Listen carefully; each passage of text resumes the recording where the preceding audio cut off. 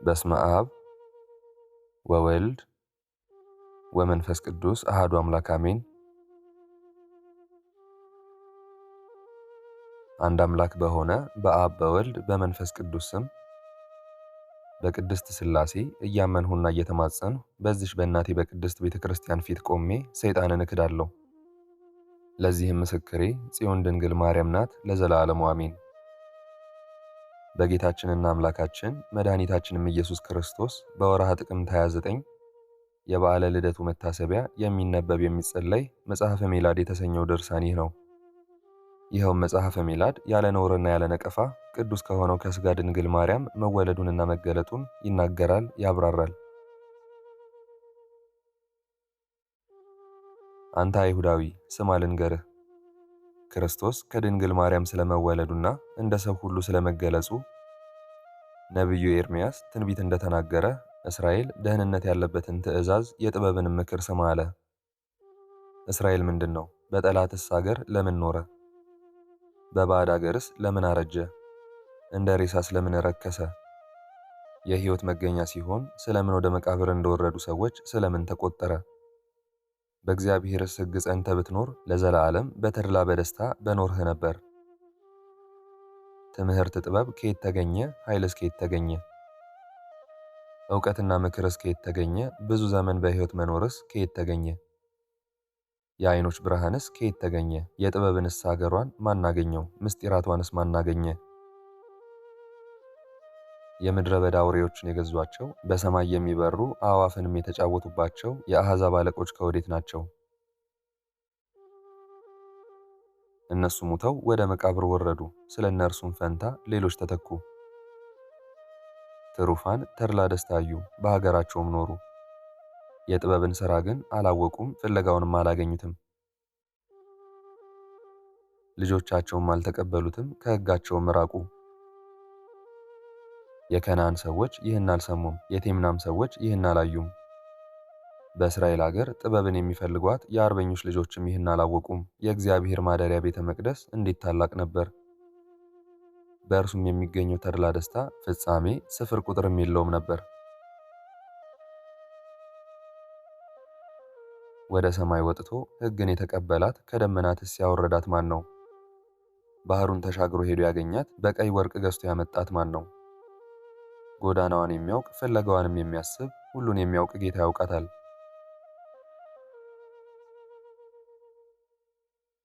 ሰማይንና ምድርን የፈጠረ እግዚአብሔር በእውቀቱ አገኛት። ብርሃኑን ያመጣላቸዋል፣ በብርሃኑም ጸንተው ይኖራሉ።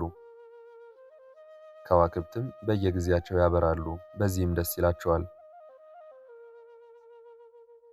ከዋክብትንም በየስማቸው ይጠራቸዋል። እርሱን የሚመስል ሌላ የለምና ፈጣሪያችን አቤት ወደ አንተ መጣን ይላሉ። የጥበብን ሥራ ሁሉ እሱ አገኛት፣ ለባለሟሉ ያዕቆብ ለወዳጁ ለእስራኤልም ሰጠው። ከዚህ በኋላ በምድር ተገለጠ፣ እንደ ሰውም ሆነ። የእግዚአብሔር ትእዛዝ የተጻፈበት መጽሐፍ ይህ ነው። እርሱንም የሚጠብቁት ለዘላለሙ ይኖራሉ፣ የሚተዉት ሰዎች ግን ይሞታሉ። ያዕቆብ ተመልሰ ሕግን ያዝ፣ በሥርዓቷም ጸንተ ኑር። ከሌላ ወገን የሚሻል ክብርህንም ለሌላ አትስጥ። ነቢዩ ኤርምያስ ስለ ክርስቶስ ዳግመኛ እንዲህ አለ። ወንድ ልጅ ያለ እንደሆነ እስኪ ጠይቃችሁ ወቁ። ሰው ሁሉ ምጥ እንደያዛት ሴት እጁን በወገቡ አድርጎ ለምን አየዋለሁ? ፊታቸውስ ለምን በመከራው ተለውጦ ጠቆረ? ያቺ ቀን የጸናች ናትና እንደሷም ያለ የለምና። ለያዕቆብም የመከራ ቀን ናትና ወዮልኝ። በንስሐ የተመለሰ ሰው ግን ከመከራው ይድናል። ያን ጊዜ አሸናፊ እግዚአብሔር ቀንበርን ከትከሻቸው ፈጽሜ ያስወግዳለሁ፣ እግር ብረታቸውን እሰብራለሁ። እንግዲህ ለባዕድ አይገዙም፣ ለፈጣሪያቸው ለእግዚአብሔር ላስነሳላቸው ንጉሣቸው ዳዊትና ለክርስቶስ ይገዛሉ እንጂ አለ። ነቢያት ሄኖክና ዳንኤል ትንቢት እንደተናገሩ ነቢዩ ኤርምያስ በንጽሕና ሥጋ ከእመቤታችን የተወለደውን ኦሪትንና ነቢያትን የፈጸመውን ክርስቶስን በአባቱ ስም ዳዊት አለው።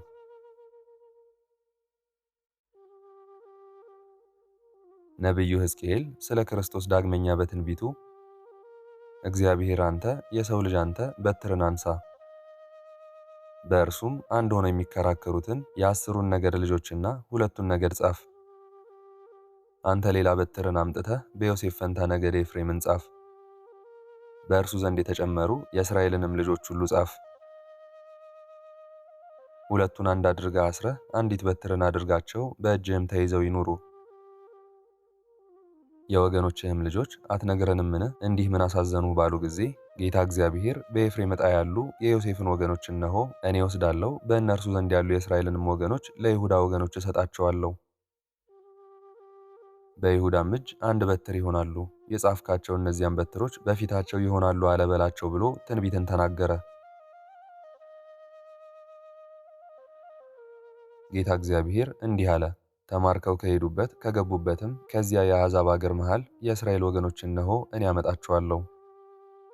በዙሪያቸው ካሉ ከአሕዛብም አገር ሁሉ ሰብስቤ ወደ እስራኤል አገር ወስዳቸዋለሁ። በእስራኤል አውራጃና በአገሬ አንድ ወገን አደርጋቸዋለሁ። አለቃቸውም አንድ ይሆናል፣ ንጉሥም ይነግሥላቸዋል። ከዚህም በኋላ ከሁለት አይከፈሉም። በጉስቁልናቸውና በጣዖታቸው በኃጢአታቸውም ሁሉ እንዳይረክሱ ሁለት ነገሥታት አይነሱላቸውም። ከሳቱበት በደላቸውም ሁሉ አድናቸዋለሁ፣ አነጻቸዋለሁም፣ ወገኖቼም ይሆኑኛል።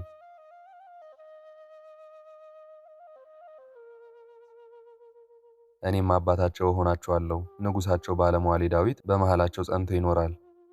ለሁሉም አንድ ንጉሥ ይሆናቸዋል። በትእዛዜም ጸንተው ይኖራሉና ሕጌን ጠብቀው ይሰሩታል። ለባሪያዬ ለያዕቆብ በሰጠሁት አገር ይኖራሉ። አባቶቻቸው በኖሩበት በዚያ ልጆቻቸውና የልጅ ልጆቻቸውም እነርሳቸውም በውስጧ እስከ ዘላለም ድረስ ይኖራሉ። የምወደው አገልጋይ ዳዊትም ለዘላለም አለቃቸው ይሆናል። ሥርዓትን እሠራላቸዋለሁ፣ ከእነርሳቸውም ጋር ለዓለም ሕግ ይሆናል። የቃል ኪዳኔንም ቀስት በመጣላቸው አጸናለሁ። ማደሪያዬ በእርሳቸው ዘንድ በመጣላቸው ይሆናል። እኔም አባታቸው እሆናቸዋለሁ፣ እነርሱም ልጆቼ ይሆኑኛል። የማከብራቸው እኔ እግዚአብሔር እንደሆንሁ ያውቃሉ። በምመሰገንበትም መቅደስ በኖሩ ጊዜ እኔ በመካከላቸው እኖራለሁ። አንተ ርጉም አይሁዳዊ፣ ሁለቱ ነቢያት ኤርምያስና ሕዝቅኤል የክብር ባለቤት ክርስቶስን በአባቱ ስም ዳዊት እንዳሉት በትንቢት ቃልም እንደተባበሩ ስማ ልንገርህ። ዳግመኛም ስለ ስሉስ ቅዱስ አንድነት በዓይነ ልቦና አይተን እናምናለን።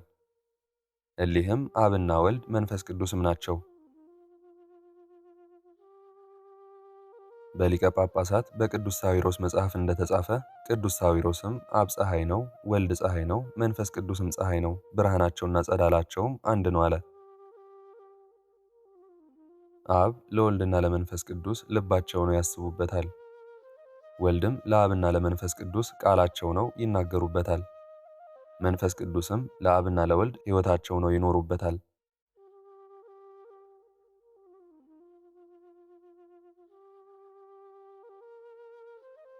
አብም ከወልድና ከመንፈስ ቅዱስ ጋር ዓለም ሳይፈጠር ከጥንት ጀምሮ ነበር። አብም ወልድና መንፈስ ቅዱስ አንድ የሆኑበት ብርሃን ነው። ወልድም እርሱ ለእርሱ ቃል ነው። አብና መንፈስ ቅዱስም በእርሱ ቃልነት ይናገሩበታል። ጌታችን በወንጌል እኔና አብ አንድ ነን እንዳለ መንፈስ ቅዱስም ለራሱ ሕይወት ነው። አብና ወልድም በእርሱ ሕይወት ሕያዋን ሆነው ይኖሩበታል። ስለ መንፈስ ቅዱስም ጌታ በወንጌል እርሱ እኔን ይገልጻል፣ ቃልነትን ከእኔ ገንዘብ አድርጎ ይነግራችኋል፣ ሁሉንም እንድታስተውሉ ያደርጋችኋል አለ። መድኃኒታችን ኢየሱስ ክርስቶስ ዳግመኛ እኔም የሰጠኝን ክብር ሰጠኋችሁ፣ እኛ አንድ እንደሆነ እነርሱም አንድ ይሆኑ ዘንድ እኔ በእነርሱ እኖራለሁ፣ እናንተም በእኔ በአንድ ፍጹማን ይሆኑ ዘንድ አለ። የክርስቶስ ወገኖች እኛም አብና ወልድ መንፈስ ቅዱስም አንድ አምላክ እንደሆነ እናምናለን። መንፈስ ቅዱስ ሁለት ወይም ሶስት አይደለም፣ ወልድም ሁለት ወይም ሶስት አይደለም፣ የአብና የመንፈስ ቅዱስ ቃል አንድ ነው እንጂ። አብ በአካሉና በገጹ የተለየ ሆኖ ሳለ በወልድና በመንፈስ ቅዱስ ሕልው ነው፣ ለወልድና ለመንፈስ ቅዱስ ልባቸው ነውና።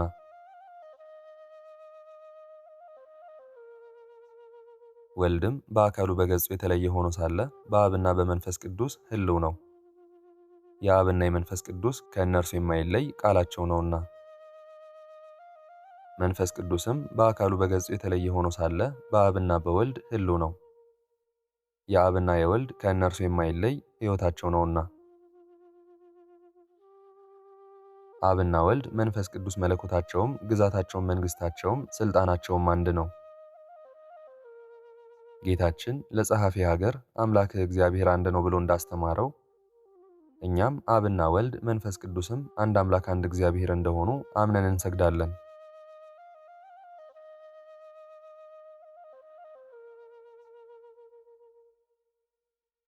አብ በአካሉ በገጹ በመልኩ ፍጹም ነው። ወልድም በአካሉ በገጹ በመልኩም ፍጹም ነው። መንፈስ ቅዱስም በአካሉ በገጹ በመልኩም ፍጹም ነው። እንደዚህ ባለ እምነት አንድ ሲሆን ሶስት፣ ሶስት ሲሆን አንድ ለሆነ ለአብና ለወልድ ለመንፈስ ቅዱስም እንሰግዳለን። ስለ መንፈስ ቅዱስም ጌታችን ለአባቶቻችን ለሐዋርያት ከአብ የሰረጸ ጰራቅሊጦስን እልክላችኋለሁ አላቸው። ካል ያለውም በአካሉ በገጹና በመልኩ ልዩ ስለሆነ ነው። በእውነትም አብ በአካል በገጽና በመልክ ከወልድና ከመንፈስ ቅዱስ ልዩ ነው።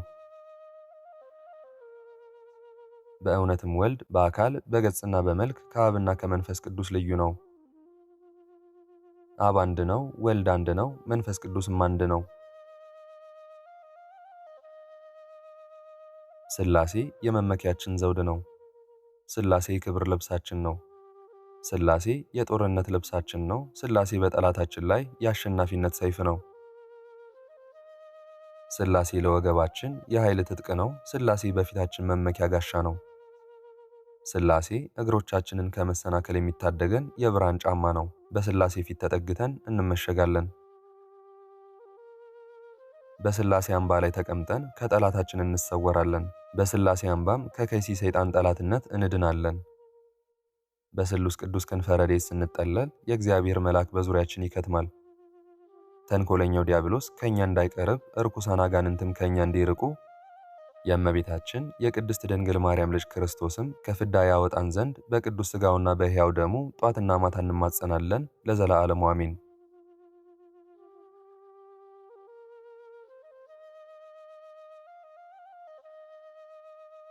አንተ ክርስቲያናዊ ሰው ሆይ አንተ ግን ወልድን ሦስት ነው አትበለው፣ መንፈስ ቅዱስንም ሦስት ነው አትበለው።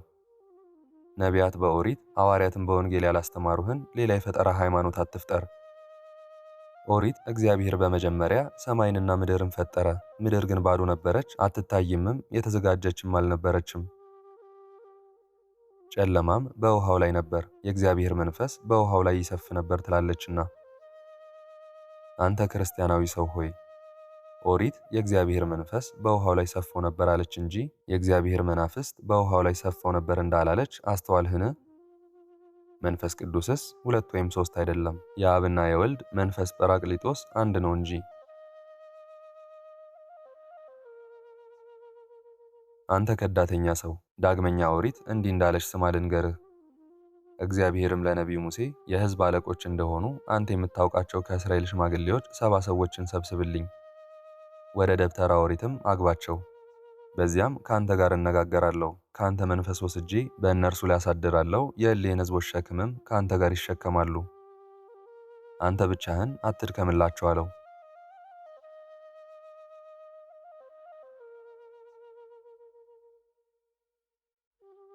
ነቢዩ ሙሴም ወጥቶ እግዚአብሔር እንዳዘዘው አደረገ። እግዚአብሔርም ወደ ነቢዩ ሙሴ ወርዶ በደመና ተነጋገረው። ከእርሱ መንፈስም ወስዶ ኤልዳድና ሞልዳድ ትንቢትን እስኪናገሩ በሰባው ሊቃናት ላይ አሳደረባቸው። አንተ ክርስቲያናዊ ሰው ሆይ እግዚአብሔር አንድ መንፈስን ከሙሴ ላይ ወስዶ በእኛ የእስራኤል ሽማግሌዎች ላይ እንዳሳደረ አስተውል።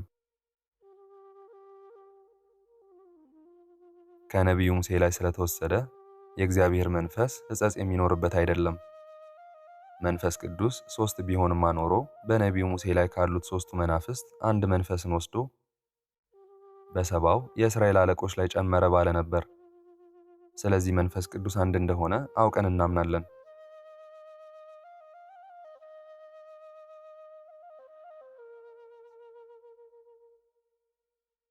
አንተ ከዳተኛ ሰው፣ ከሕግ መጻሕፍት ሦስት መናፍስት የሚል አንድም ስንኳ አታገኝም። ለእኛ ግን የእግዚአብሔር መንፈስ አንድ እንደሆነ በኦሪት፣ በነቢያት፣ በወንጌል፣ በሐዋርያት ምስክር አለን። ከ81ዱ መጻሕፍት የእግዚአብሔር መናፍስት ሦስት ናቸው የሚል የለም። ይልቁንም በወንጌልና በሐዋርያት መንፈሰ እግዚአብሔር አንድ እንደሆነ ምስክር አለን። ይኸውም የአብና የወልድ ሕይወታቸው ነው። አንተ ከዳተኛ ሰው ሆይ ሉቃስ ወንጌላዊ ያለውን ስማ ልንገርህ። ሕዝቡ ሁሉ ከተጠመቁ በኋላ ኢየሱስ ክርስቶስም ተጠመቀ። ሲጸልይም ሰማይ ተከፈተ፣ መንፈስ ቅዱስም በነጭ ርግብ አምሳል በእርሱ ላይ ወረደ አለ እንጂ መናፍስት ወረዱ አላለም። ዳግመኛም አርጋብ ወረዱ አላለም። መንፈስ ቅዱስ በጻዕዳ ርግብ አምሳል ወረደ አለ እንጂ። አብን በዚያች ቀን የምወደው ልጄ ይህ ነው፣ እርሱን ስሙት ብሎ ለወልድ ምስክር ሆነ። ሐዋርያው ቅዱስ ጳውሎስም አንድ መንፈስ ቅዱስን ተቀበልን፣ በአንድ መንፈስ ቅዱስም ሁላችንም ተጠመቅን አለ እንጂ ከሦስቱ መናፍስት ተጠመቅን አላለም።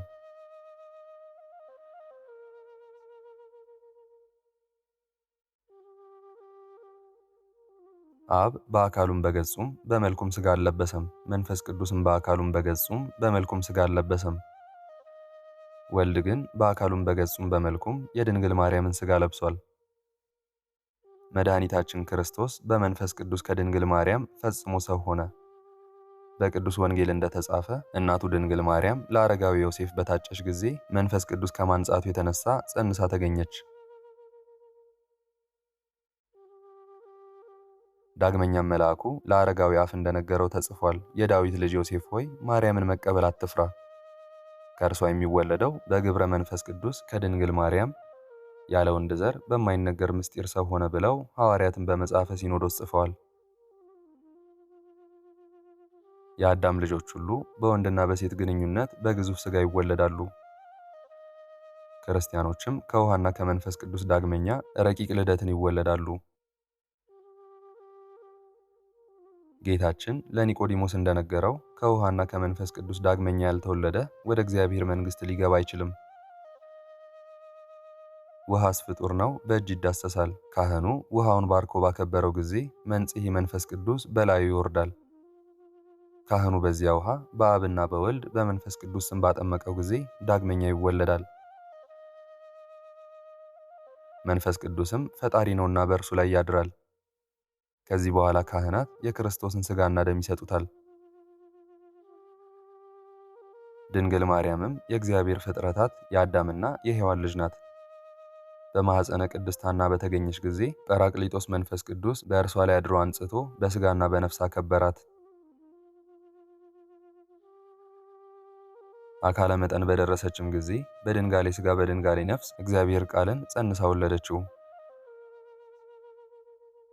ስለዚህ ቅዱሳት መጻሕፍት ስለ ሥጋዋና ስለ ነፍሷ ንጽሕና በግብረ መንፈስ ቅዱስ ከቅድስት ድንግል ማርያም ፈጽሞ ሰው ሆነ ይላሉ። መድኃኒታችን ኢየሱስ ክርስቶስም ዓለም ሳይፈጠር ያለ እናት አስቀድሞ ከአብ ተወለደ። እርሱ ጌታችን በሰለሞን መክብብ አንደበት ከተራሮችና ከኮረብቶች በፊት ወለደኝ። አባቶቻችን ሊቃውንት የጌታችንና አምላካችን መድኃኒታችንም ኢየሱስ ክርስቶስ ሁለት ልደታትን እናምናለን እንዳሉ እግዚአብሔር ወልድ አስቀድሞ ከእግዚአብሔር አብ ተወለደ። ፀሐይ ከፀሐይ ብርሃን ከብርሃን አምላክ ከአምላክ ተወለደ። ዳግመኛም ኢየሱስ ክርስቶስ ሥጋና ነፍስን ደመ ነፍስን ለመቀደስ ያለ ዘርአ ብእሲ ከእመቤታችን ተወለደ። መንፈሳውያን የሚሆኑ ቅዱሳን መላእክትም ያለማቋረጥ ቀንና ሌሊት ዘወትር እግዚአብሔርን ያመሰግኑታል። ተግተው ከመዘመርና ለፈጣሪያቸው ከመገዛት አያርፉም። ዓለማቸው እርሱ ነውና ደስታቸውም እርሱ ነውና ሀገራቸውም እርሱ ነውና ዘላለማዊ ርስታቸውም እርሱ ነውና ያለማቋረጥ ፈጣሪያቸውን ያመሰግኑታል። ነቢዩ ሄኖክ እንደተናገረ እረፍታቸው ምስጋናቸው ነውና።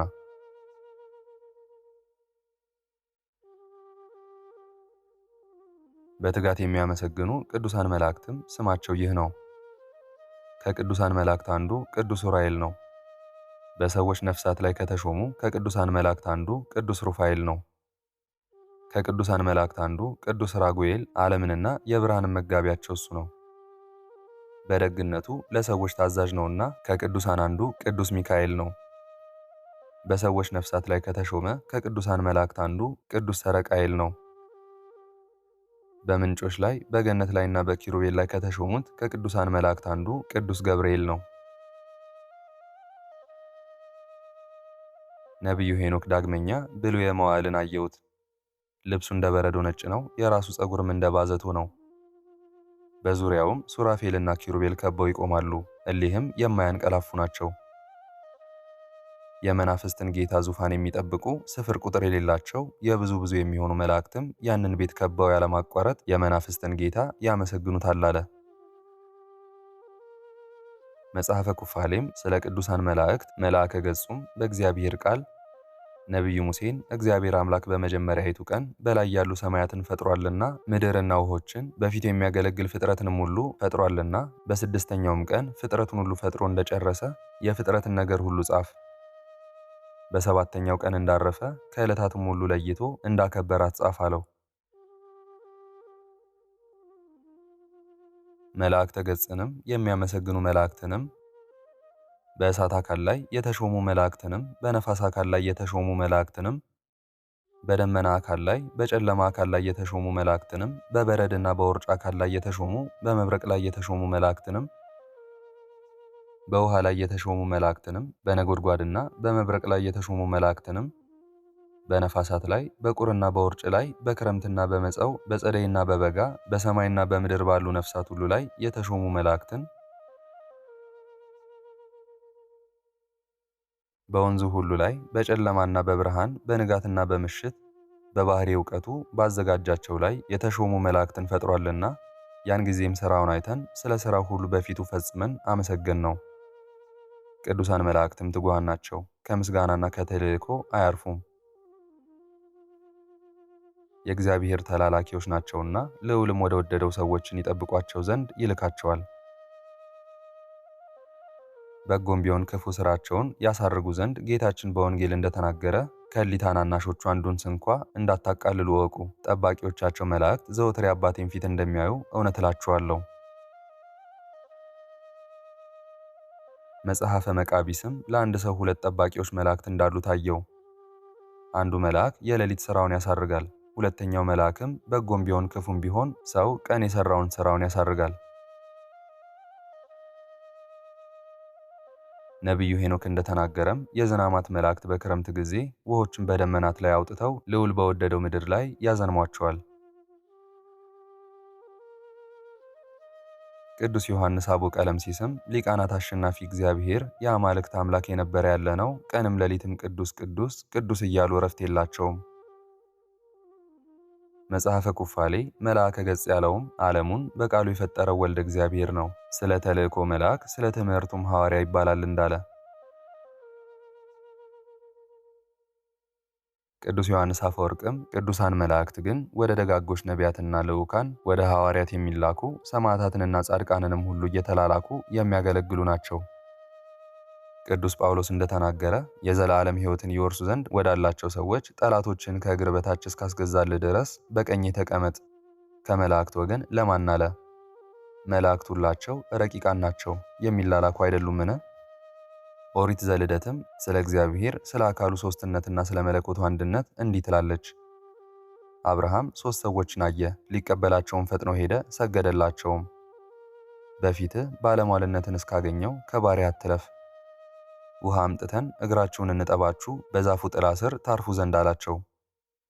እግዚአብሔርም ለአብርሃም እንደ ዛሬ ሁሉ የዛሬ ዓመት ወደ አንተ እመለሳለሁ፣ ሚስትህ ሳራም ወንድ ልጅ ትወልዳለች አለው።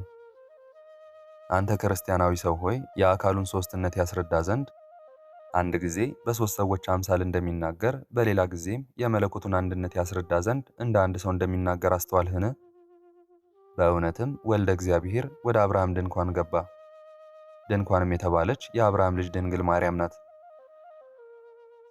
ወልደ እግዚአብሔር ኢየሱስ ክርስቶስ በቅድስት ድንግል ማርያም ማኅፀን አድሮ በማይመረመር ድንቅ ሥራ ከእርሷ ተወልዷልና።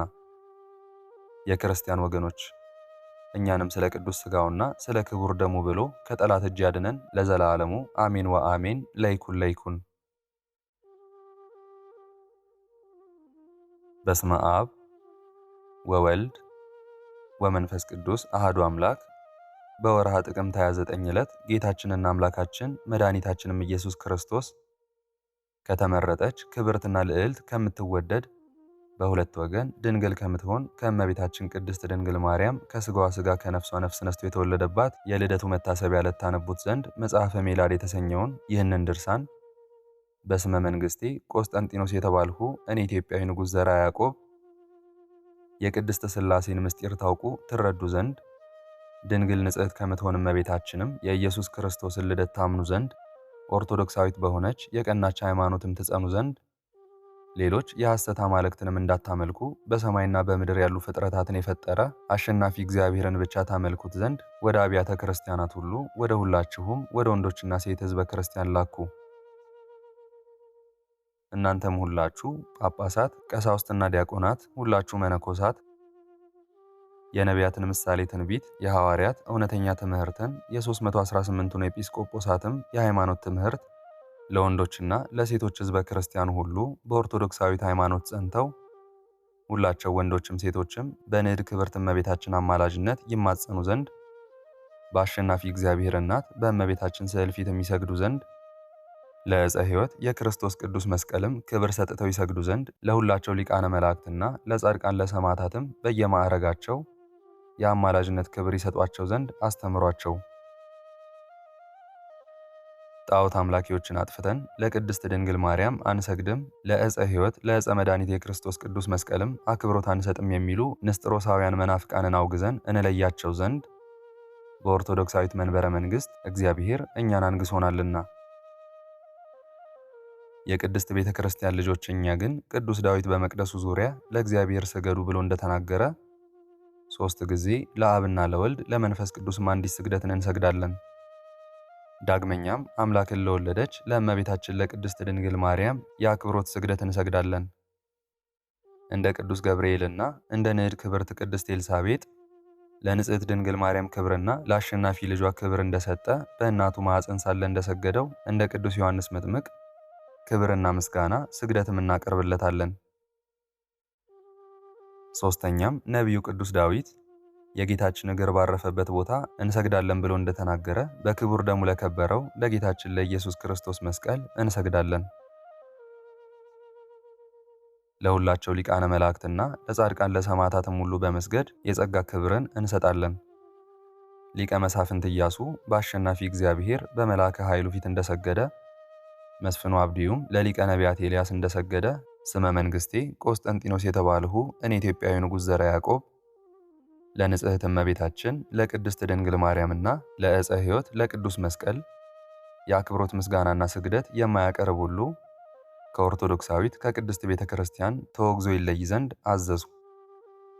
ከአራቱ ማዕዘነ ኢትዮጵያ የተሰበሰቡ ሊቃውንት ሁላቸውም ንጉሥ የተናገረው እውነት ነው፣ ይሁን ይደረጋሉ። አምላከ ምሕረት ጌታችን አምላካችን እግዚአብሔር ወልድም በዚያች የዳግም ምጽአት ዕለትም ስለ ሰዓሊተ ምሕረት ስለ እናቱ ስለ ቅድስት ድንግል ማርያምና ስለ ወዳጆቹ ስለ ጻድቃን ስለ ሰማዕታት ሁሉ ብሎ ይቅር ይበለን። ሰማያዊትና ዘላለማዊት መንግሥቱንም ያውርሰን ለዘላለሙ አሜን ወአሜን። ለይኩን ለይኩን። ምስጋና ይሁን አንድ አምላክ ለሚሆን ለአብ ለወልድ ለመንፈስ ቅዱስ ዛሬም ዘወትርም እስከ ዘላለሙ አሜን።